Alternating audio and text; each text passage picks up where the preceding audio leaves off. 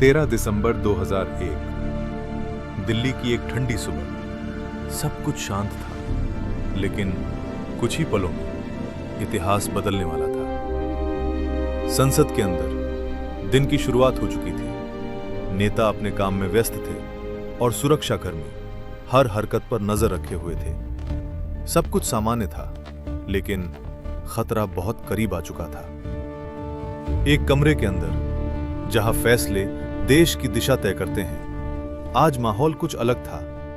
हर चेहरा तनाव में डूबा हुआ और हर नजर आने वाले खतरे को महसूस कर रही थी। और तभी संसद के गेट पर एक सफेद एम्बेसडर कार दाखिल होती है। सब कुछ सामान्य दिख रहा था, लेकिन इस कार के अंदर छुपा था एक खतरनाक राज। एक सुरक्षा जवान कुछ अजीब महसूस करता है।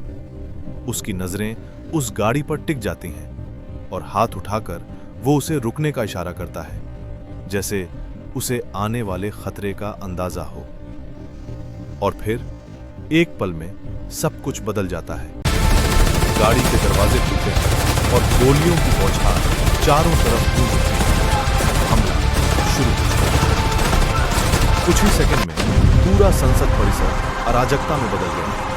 हर तरफ भगदड़, चीखें और गोलियों की आवाज, धुआं उठा और हर पल।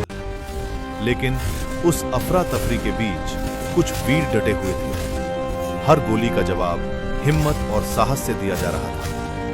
ये सिर्फ लड़ाई नहीं थी, ये देश की रक्षा की कसम थी। और उसी जंग के बीच कुछ वीर अपनी आखिरी सांस तक लड़ते रहे।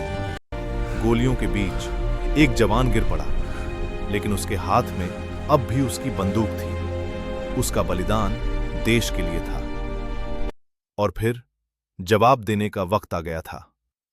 कमांडो आगे बढ़े, हर कदम सोच समझकर, हर निशाना सटीक। धुएं और खतरे के बीच अब यह जंग अपने आखिरी मोड़ पर पहुंच चुकी थी। गोलियों की गूंज अब खामोशी में बदल चुकी थी। संसद का आंगन अब शांत था, लेकिन इस सन्नाटे में एक भारी दर्द छुपा हुआ था। जंग खत्म हो चुकी थी, लेकिन निशान हमेशा के लिए रह गए।